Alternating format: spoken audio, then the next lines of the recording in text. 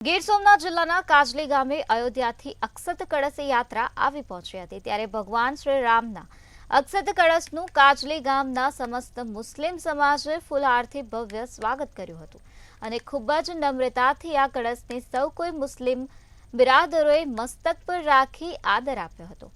આ તકે ઉપસ્થિત મુસ્લિમ સમાજના અગ્રણીઓએ અયોધ્યામાં બની રહેલ ભગવાન શ્રી રામના મંદિરને આવકાર્યું હતું અને સૌ કોઈએ ભાઈચારાની જેમ આ દેશમાં રહેવું જોઈએ એવો સંદેશ પાઠવ્યો હતો અને ગામમાં શ્રી રામ મંદિરની પુનઃ પ્રાણ પ્રતિષ્ઠા મહોત્સવના 3 દિવસના ભવ્ય કાર્યક્રમમાં પણ મુસ્લિમ સમાજ જોડાશે। ત્યારે આ કાર્યક્રમમાં મધ્યપ્રદેશ ભાજપ મંત્રી ઝવેરીભાઈ ઠકરાર સહિત બહોળી સંખ્યામાં મુસ્લિમ સમાજ જોડાયો હતો।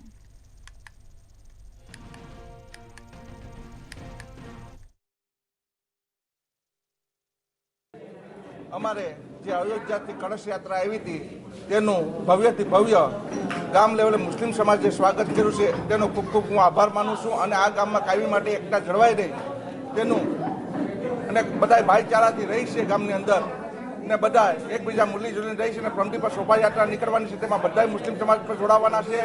22 તારીખે આ ગામમાં પણ રામ મંદિરની પ્રાણ પ્રતિષ્ઠા થવાની છે તેમાંય બધા જોડાવાના છે આખો દિવસ।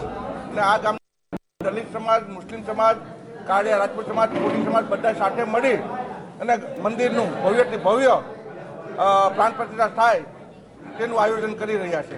અયોધ્યાથી આવેલું પૂજિત અમારું જે કળશ છે એમનું આજે સમસ્ત મુસ્લિમ સમાજ કાજલી દ્વારા એમનું સન્માન એમનું સ્વાગત કરવામાં આવ્યું છે। સંઘના વરિષ્ઠ આગેવાનો પણ અહીંયા ઉપસ્થિત છે અને ખૂબ સારી રીતે સમસ્ત મુસ્લિમ સમાજે આ પૂજિત કળશ જે અયોધ્યાથી આવ્યું છે એમનું સ્વાગત કર્યું છે।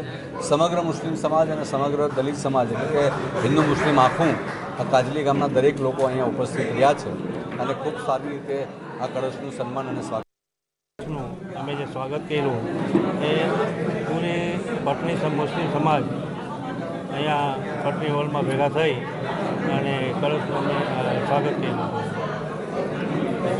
હું સ્વામી એકતા પ્રમાણે કહીશ કે અમારા ગામની અંદર જે અમે ભાઈચારાથી રહીએ છીએ, ધર્મનું બધાની જે જ્ઞાન છે, અહીં સમજણ છે, શૈક્ષણિક બાબતથી બધા વાકેફ છે અને એકબીજાના સુખ દુઃખ સમજી શકે છે, કોઈના કાર્યમાં ભાગ લે છે, સુખ દુઃખના કાર્યમાં ભાગ લે છે। એના માટે હું સમગ્ર દેશને એ સંદેશો આપીશ કે આવી રીતે ભાઈચારાથી રહેવું જોઈએ। આખા તાલાળા વેરાવળ તાલુકામાં જવાનું થયું એમાં કાજલી ગામની વિશેષતા એ છે કે અહીંયા હિન્દુ મુસ્લિમ બધા એક પરિવારની જેમ રહે છે। ભગવાન રામનું મંદિર જ્યારે બની રહે છે અને રામ રાજ્યની સ્થાપના થઈ રહી છે ત્યારે હિન્દુ મુસ્લિમ બધા સાથે મળી અને બધા જ પ્રસંગોમાં ઉત્સાહપૂર્વક ભાગ લે છે।